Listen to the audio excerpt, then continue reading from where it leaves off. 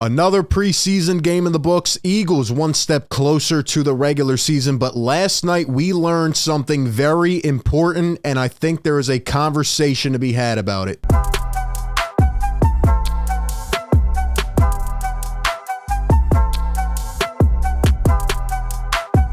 What is going on, everybody? Welcome into A to Z Philly. Hit that like button if you enjoy the show. Subscribe, ring the bell, stay up to date with all of your Eagles coverage here. RB back, bringing you another one from the link. And last night, I'll be honest, it was a pretty boring one at the link. We were live, we were talking, chatting it up. For the first hour and a half, everybody was falling asleep, but then things started to heat up in the second half. Couple main takeaways, but there's one thing I'm dying to talk about today. We'll jump right into it, but before we do that, shout out to our sponsor of today's video, BetMGM. Enjoy all your favorite sports like never before at BetMGM. Sign up using the code ATOZPA and receive up to $1,000 back in bonus bets if you don't win your first bet. When you register with BetMGM, you'll get instant access to a variety of parlay selection features, live betting options, player props, and daily boosted odds specials. And with BetMGM at your fingertips, every play and every game matter more than ever. So find out why BetMGM is the king of sportsbooks. Sign up today. Download their app. Use bonus code ATOZPA and get up to $1,000 back in bonus bets if you do not win your first bet. Visit BetMGM.com for terms and conditions. All right. Let's jump into it, man. So last night we saw a tie in the preseason, 18-18. The Browns missed a couple field goals. Eagles had an opportunity, but they just could not convert at the end. At the end of the day, who cares, right? You're looking at specific things here. Before we get into those takeaways, I do want to say the official Eagles page updated us on some of those injuries. Last night, I was just praying everybody got off the field healthy. I mean, you saw these guys go down, two of them, Tyree Cleveland and Mariota Nolan. Now, there were more injuries, but these guys went down. They had to be strapped up and carted off. They were barely moving. Just a scary sight, something you definitely don't want to see. And in terms of, the football side of it, I mean, the Eagles were relatively healthy last year, and you do not want to see these injuries stacking up like they have in the first couple preseason games. Not a good sign right now. These guys probably won't make the roster, but there were a couple other that got hurt too. All in all, from the human side of it, you just want to see these guys be okay. And the Eagles did report that both players were responsive and had full function in all extremities while on the field. So that is a good sign. Hopes up and prayers for Tyree Cleveland and Mariota Nolan. Very scary, just, devastating injuries to watch last night. Also, Zach McPherson, who was injured last night, he started off pretty rough and then he was picking it up. He was playing decent in the second quarter. He got injured, and now they say he has a torn Achilles, so he's out for the next 7 to 8 months, probably the whole season. Very, very unfortunate. You saw Sean Bradley go down with a similar injury. He's out for the season. Eagles are losing their special teams already. What are they going to do, right? Are they going to find some other pieces now, or are a few guys going to make the roster that originally may have not? Who knows, man? But these injuries, they need to stop. They need to stop. And, one more, Hassan Reddick is going to have thumb surgery. We didn't even get to talk about that yesterday because of the game, but he got hurt in Monday's practice, and now he's going to be out. Now, hopefully, he'll be back and ready for the season. That's what the reports are, according to Ian Rappaport, but, he might miss a couple games. So it's just stacking up right now, and you want to avoid it at all costs. I mean, Nick Sirianni is literally resting his starters, but they're still, piling up injuries with some of these other guys. So hopefully they stay healthy. But last night, the main takeaway to me is that the Eagles have a real conversation to be had as it relates to the backup quarterback. Now, when you're talking about the backup quarterback as your main takeaway from a preseason game, that is a pretty good sign about your team overall. But I'm serious, man. We were live streaming. I cannot stand Marcus Mariota. It's crazy to say because I was a big advocate to sign Mariota. Mariota, to me, is a guy that strikes, with professionalism and veteran leadership. And he's been around for 7, 8 years. They had the whole Eagles background where he was almost traded to the Eagles, and there was all this stuff, right? And he comes in, he's a guy who can use his legs, but I did not know that it was on this level. I mean, Mariota, I don't know if it's physical, mental, or what. Maybe I didn't do my due diligence, but I thought he won about 7 games at least last year with the Atlanta Falcons. When I'm watching Mariota, a couple things stick out to me. He's like short-arming his passes. He looks mentally unlocked. Like, he just looks like things are all over the place. He looks starstruck. He looks snake bit. He looks like he's never been in this moment in a preseason game. And it looks like he has, the jitters, honestly. That's what I'm taking away from Mariota. I don't think he's that bad, but he's overthrowing guys 5 yards away. He's throwing balls in the dirt. He's running around like a chicken without a head. He's getting sacked, tripped over. I don't know what's going on.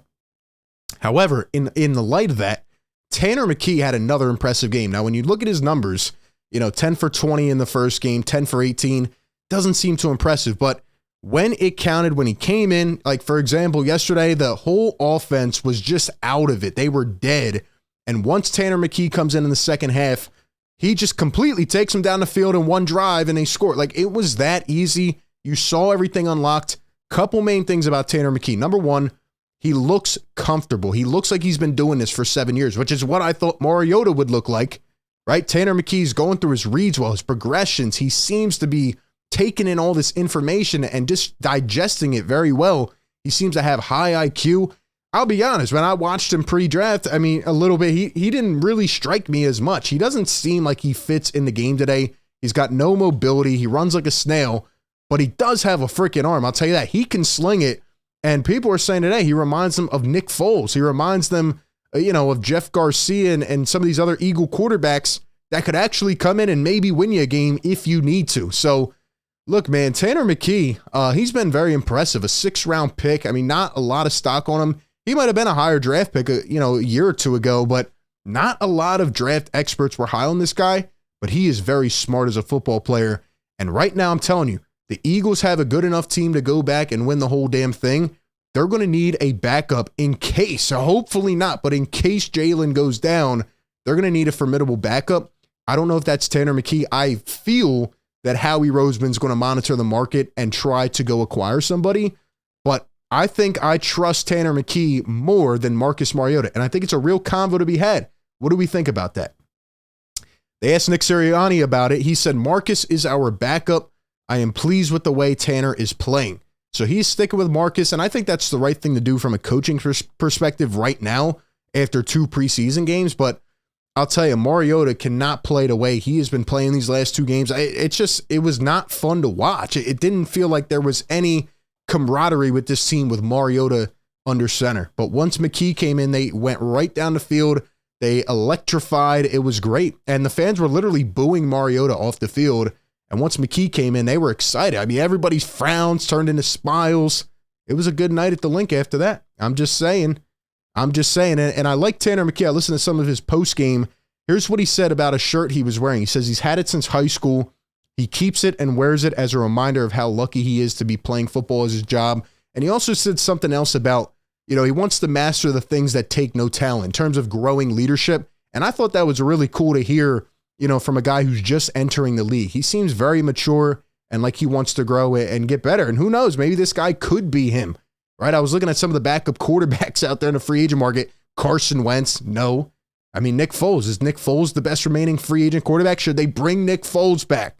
What do you guys think, man? Is there anybody out there? How about Chase Daniel, who gets $40 million from playing 5 games in his career as a starter? What do you think about that? Let me know down below.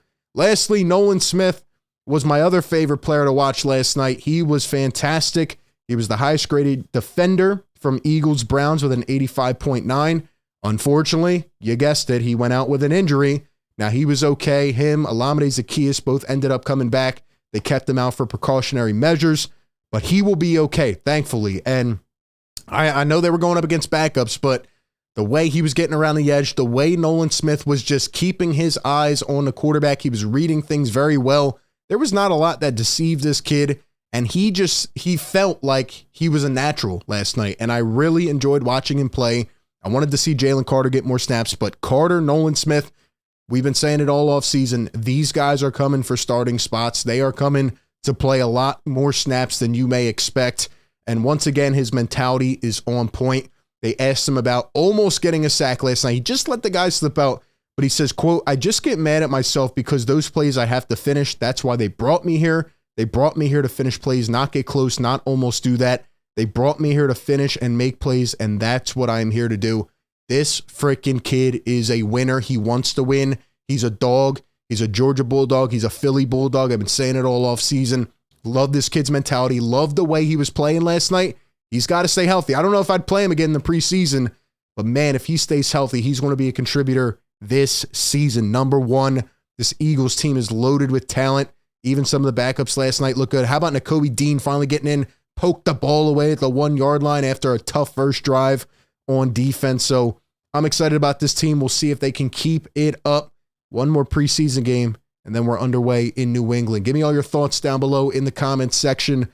Appreciate everybody for tuning in. Be sure to like, comment, subscribe. That being said, I will catch you all on the next one. Peace.